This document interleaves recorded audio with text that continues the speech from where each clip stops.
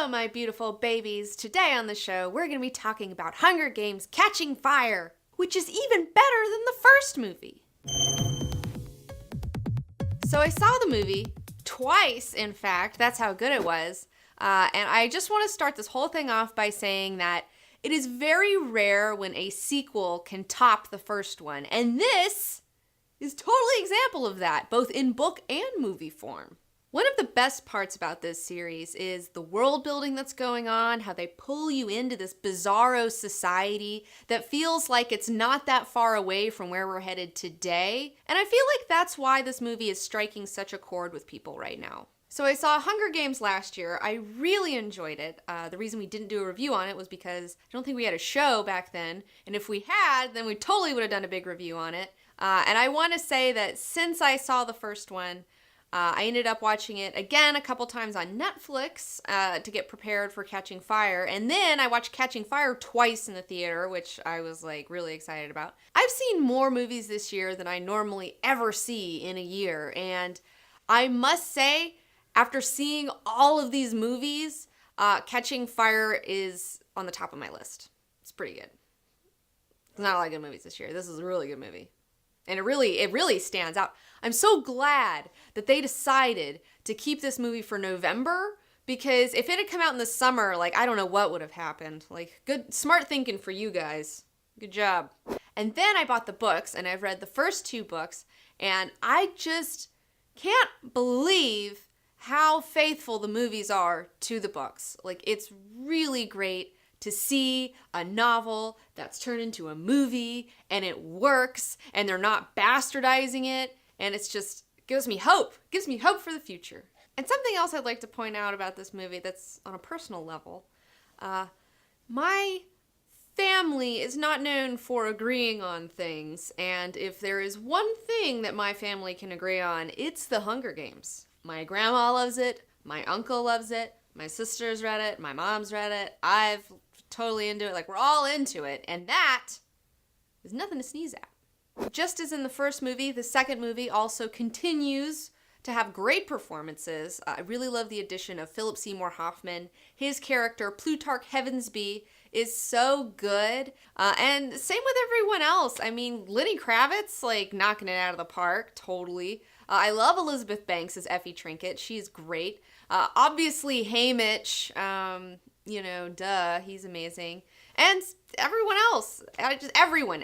It's just an all-star cast. Everyone does a phenomenal job, and I appreciate it. Both movies have been really solid overall, but I think this one is even better. It's got perfect pacing. It's got great directing. It's got really good acting. Has really great character motivations. Has a really good emotional core. Has really good effects. Everything you need, especially the pacing. Like, I'm just telling you, it just keeps moving you along, and there's not a wasted moment in it, and it just is I like to go. I like to go with it.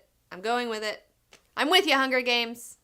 Let's go. It really makes you feel something. They pull you into this world even more, where at first you think, oh, thank God, she's gotten out of the Hunger Games alive. Fantastic. And then you realize that that's just the beginning of a whole new nightmare for Katniss Everdeen, of having to potentially marry somebody that she doesn't even love, of having to pretend, like, for the rest of her life that the Hunger Games is awesome on camera. Like, she's got to go mentor kids every year for the rest of her life who are going to probably die. I mean, that's gotta mess you up.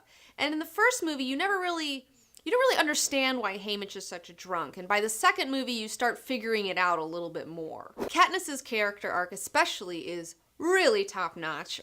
The ending scene, I won't say exactly what it is, but there's a moment with her in the very end of the film, and it just shows her complete transformation without a word, just through her eyes and expressions, and it's like so good. I really enjoyed the jungle arena this time around. I think that scenery was really cool. It was a very dangerous set. I enjoyed watching all the different crazy jungle things that were going on, from the blood rain. I can't believe we didn't get to actually see that. That would have been awesome. But there was a lot of cool stuff going on, and I had a lot of fun watching them in this crazy environment. And I think it's really interesting that all the people in the different districts are really confused by this jungle setting because, like, most of them don't even know what the fuck a jungle is. They just kind of heard of one once a long time ago. And something else that was in the books that was really interesting that was left out of the movie, but whatever, was the fact that a lot of people could not swim. A lot of people from the different districts couldn't swim. So say you're from, like, the textile factory district, it's not like they have pools for you to learn how to swim in, you know? Only people from, like, District 4 and Katniss, who knows how to swim because her dad taught her in a lake in the woods. And probably people from, like, 1 and 2. The careers probably know how to swim. But, like, most people don't. In fact, Peeta didn't know how to swim, and he was kind of like, in the book. Like, he didn't know what to do.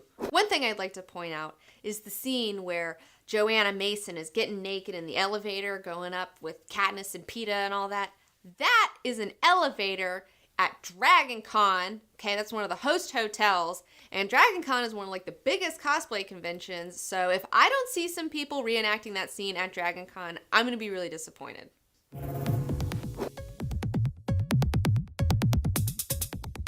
Don't want to know, don't watch. If this is good enough for Stephen King, it's good enough for you, robot, right?